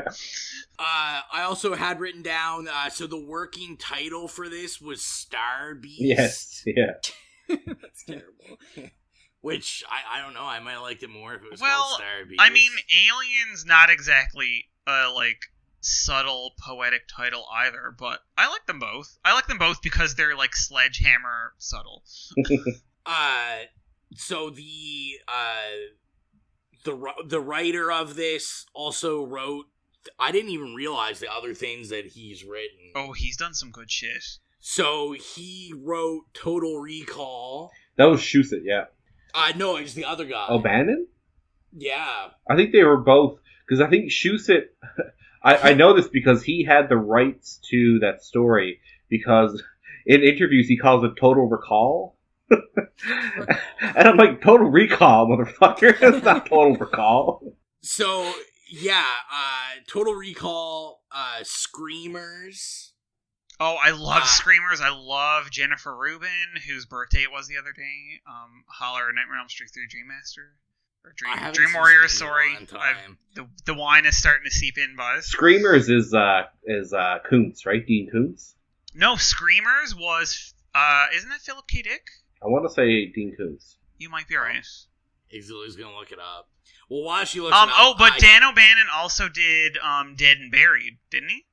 Because Total Recall is Philip K. Dick. Oh, yeah, Total Recall is Philip K. Dick.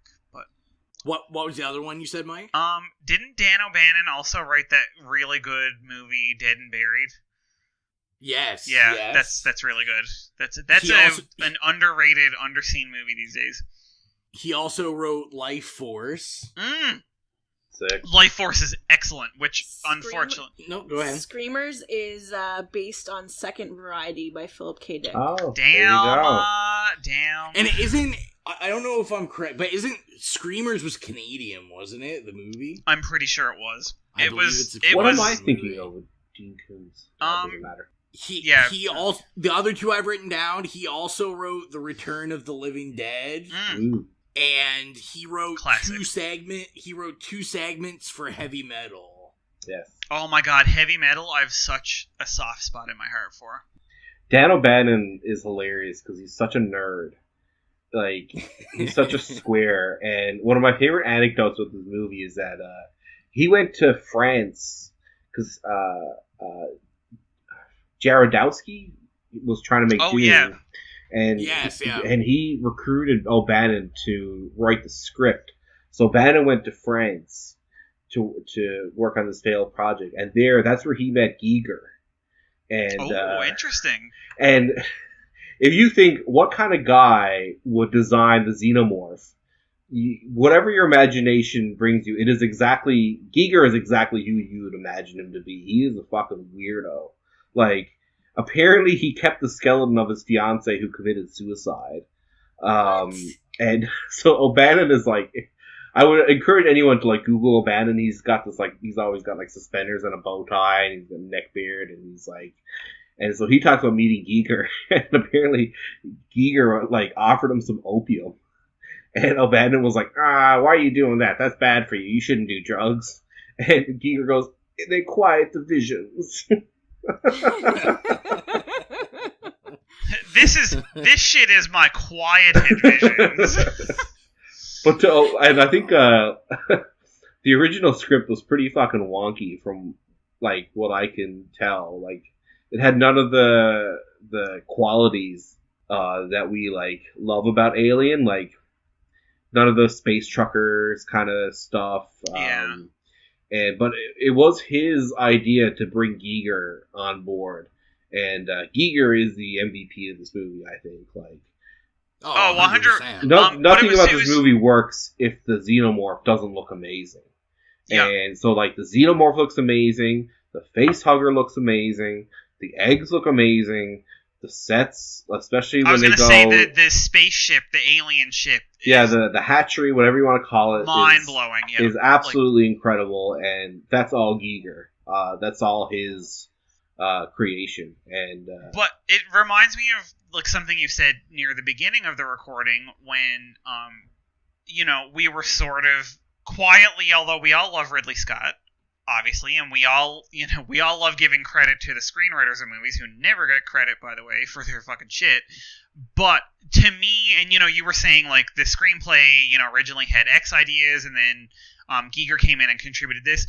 This is such a perfect example of like the fucking alchemy of collaboration that you cannot get like if you just give credit to like the director or whatever. Like, this to me was a perfect fusion of, you had a writer with an idea, then you had the director come in who kind of took it and sort of like molded it, and then you had Giger come in who was this just insane artist. Like, he is a fucking artist. He is not like a movie person. He is an artist. Like, if you've ever seen his shit, like he's done album covers and like iconic album covers and shit, like Debbie Harry, and like, to me, it's such a perfect synthesis of like all, and the actors, of course, and like you were saying, like Jerry Goldsmith. I mean, everything to me was this magical alchemy that you cannot recreate. And I was gonna say, to tie in, we were talking about how great everything looks. One of my last facts was the jaws for the full-grown alien. The tendons were created out of shredded condoms. That's amazing. That's how they make. And then the only other thing, as we talk about people that all the alchemy of everyone working on this and creating it, is what could have been was Scott's ending that he wanted the alien to bite off Ripley's head at the end, and that's how he wanted to end it. And then the studio was like, "No, that's okay." Yeah, like, even if they didn't make sequels, I still think that you need to end the movie on her surviving. Otherwise, I think it's just too bleak. Like, but I mean, and like, the whole thing is it's the like motif of, so like the subtext of like a lot of this movie is like motherhood and reproduction and like, kind of fighting for your offspring and shit. And so like her in that pod with the cat, to me, is like, she has to survive. She is like that fierce fucking mother. Even if the only thing coming out of this is that fucking cat, like, she will do anything to protect that cat, and I feel like she has to survive. Otherwise, it becomes too cynical, and it just kind of collapses on itself. And I think that's why it's it's very Lovecraftian, but it makes a few interesting detours from Lovecraft. And one of them is because the original script was more Lovecraftian, because Lovecraft is big on scientists finding things they shouldn't be looking for, kind of thing, like forbidden knowledge, which I think is knowledge, of course, yeah, more like, which is more Prometheus. I think like they're more so scientists than Prometheus. But in this one, they're blue collar working class, which I think Lovecraft would probably like find a little. He was probably like, he would be off-putting. Ew, like yeah. Working people. That's you. Yeah. Also, black people and women, gross. He would not be into that. Yeah. And I think let's not gloss over Lovecraft's problems. So, and I love I mean, we don't have to get into like the nitty gritty of Lovecraft, but Lovecraft is anti-anthropocentric, which I love, which kind of goes back to my point about anti-2001. But he's very misanthropic, which I don't like about Lovecraft. But I think this movie is non-anthropocentric, but not misanthropic. So like I said, because Ripley lives in the end, and you cheer and you want these people to survive. It's not like other horror movies where you're kind of like taking pleasure in like the kids getting murdered kind of thing, like in like Friday the 13th movies. You cheer for Jason in those movies. Even you know, Alien you vs. said Predator, like you Lambert was annoying, but Yeah. like it still stings a bit when you know she gets murdered, especially when there's that like kind of hint that you know it rapes or you know violates her somehow. Yeah. Like it all stings. It's you know like because like you said, they took the time to actually like give them backstory and like elevate the characters. And I think too the anti-capitalist strain of the movie is a new layer in cosmic horror, because the real villain in this series is the Weyland-Yutani Company, I think. Oh, the company, absolutely. Because the xenomorphs they just are like, that's why Ash thinks they're so perfect, because they don't. Yes, I was gonna say they don't like they kind of exist in a moral vacuum. You know they what just I mean? exist to create and destroy, right? Like they just exist to consume and to procreate, and they don't give a fuck about anything else. Like they're not making cave drawings, they're not like debating politics. They're just like, we're here to fuck shit up and fuck you in the mouth. And they're not sentient and bent on like, you know, getting on a spaceship and like taking over Earth or whatever. Like all that shit that happens in the subsequent things, it's all like a result of fucking corporate greed, right? Like it's like they want to make money off of this, so that shit spreads. And again, you know, the aliens are just sort of like the pawns in fucking capitalist bullshit. They're like they're just kind of animalistic. They're like, to me, I see the xenomorphs as like the irreducible like spontaneity and chaos of nature, and the Weyland-Yutani, they're trying to like commodify it, but that's like the last horizon of capitalism. So you cannot commodify life itself. Like it'll in all the movies, especially I think in Resurrection, I think is what it doesn't get enough credit for, is like that's where they really strain the idea, like, no, we're gonna get these things and we're gonna train them and we're gonna put them in like boxes and we're gonna, you know, turn them into weapons, and it's like it all goes to shit. Because and because isn't that also the same installment where they, you know, kind of introduce a like clone Ripley? So like even her life, you know, and she's like the kind of sacred, you know, final girl of this series, and it's like even she is a commodity. It's like she's not even the original. She's like the simulacrum. Yeah. Well, it kind of just shows how corporations just kind of like try to exploit everything in their path. Yeah. For their own benefit, right? Yeah. So do we want to get to the rating? We have to rate this thing. I will gladly jump on first and slay it. It is a fucking slay. It's a slay. It's a slay. Is it like either or? It either slays or it doesn't?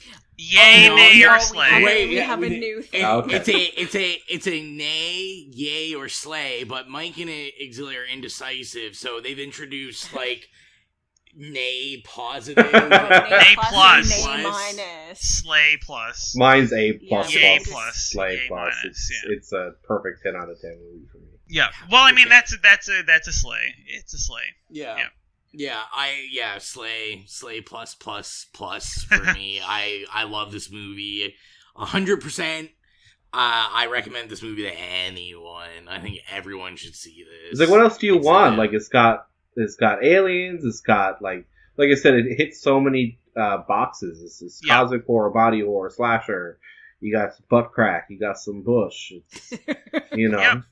But like Some you know, testicles in the corset. and you've Some got sheep like stomach. Come on. great writing, great acting, great art, great music. Like, it's literally the perfect fucking alchemy. Like, every element of this movie works, and it works perfectly. And it's it walks that line between like academics love it, straight up like just horror movie people love it. Like, you can watch Sleepaway Camp and Alien together, and it doesn't feel strange. But Nope. you can watch, you know, Fellini and then this movie, and I still feel like they belong in the same camp, right? Oh yeah, yeah. There's an artfulness to everything about it that really fits in with it. So the real question is, Exilia, the first time viewer, the rating. Okay, so because I had seen those other two movies before, I really went into this movie being like, I'm gonna absolutely hate it. I also am like, thought it was like gonna be an action movie, which I hate, and I don't necessarily like sci-fi movies and that's like set on a spacecraft because I find it really claustrophobic. I just like generally don't like movies like that. But I think in terms of like the look of it and everything, it really held up. Like, this is from 1979, and I think like it parallels movies today. Like, I think that was really good. I really like a lot of like the underlying themes. I love the cat, obviously. And and Ripley's like a total badass. So I'm not gonna give it a slay just because this is my opinion. But I will give it a yay. A yay, okay. Yes. Okay. Sorry guys. I can accept that. That's a lot for you. me. Listen, we have decades of adoration for this series, so like, this is your first time seeing the original, then it's fine.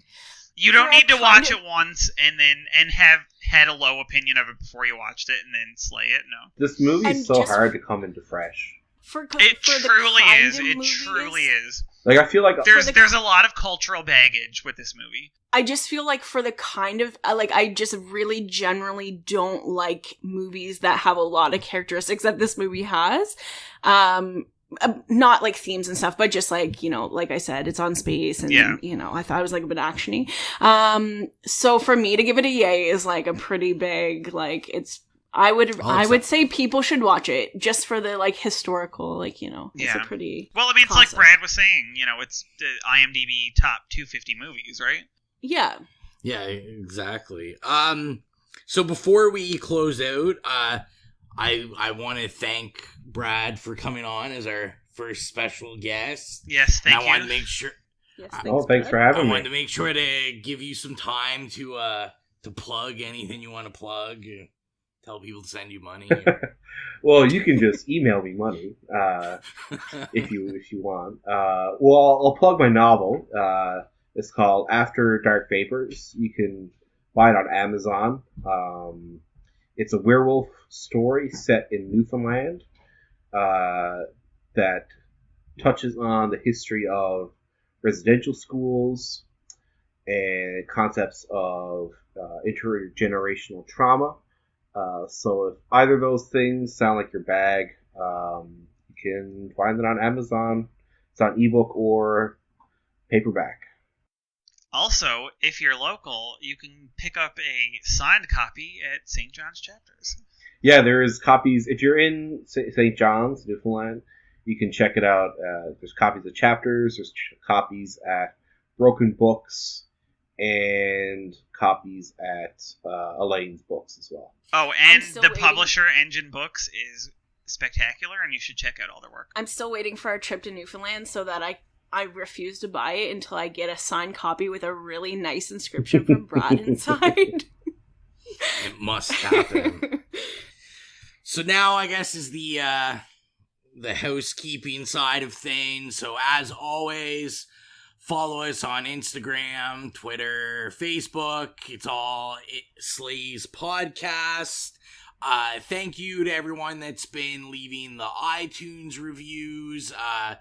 Please keep that up if you can, because that helps us get seen. The more reviews we have, the higher we go up.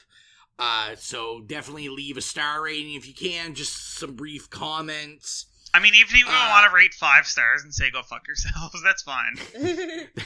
That's okay with us. And Mike already announced earlier on that Candyman is our next official review, but our Facebook poll finished. It was me versus Exilia, the house invasion. Although mine's a motel invasion.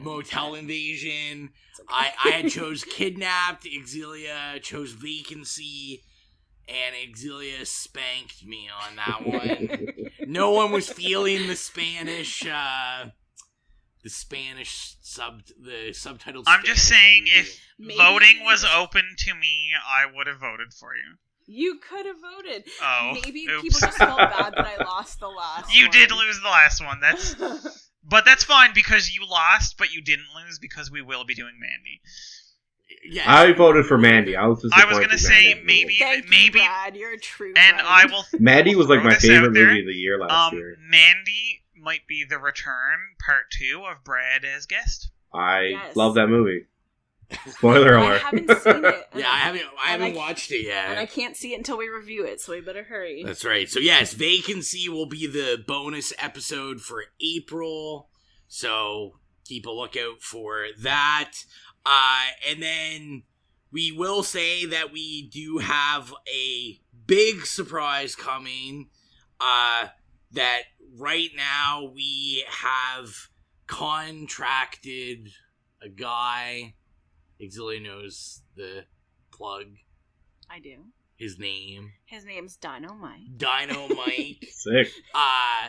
He's a graphic designer At Dynamite_designs. designs. He does t-shirts and stuff that are like horror animation themed, and we have hired him out, and he is creating our logo. Nice. Our new logo, and we'll hopefully have some shirts and some stickers and all sorts of things available. Ooh. Swag. So I believe super swag. So I believe that is everything. Thank you for listening. As always, I am Rowan. Bye, it's Exilia. This is Mike. Thank you for listening. Love ya, bye. Bye. As Mike says. And we will see you later.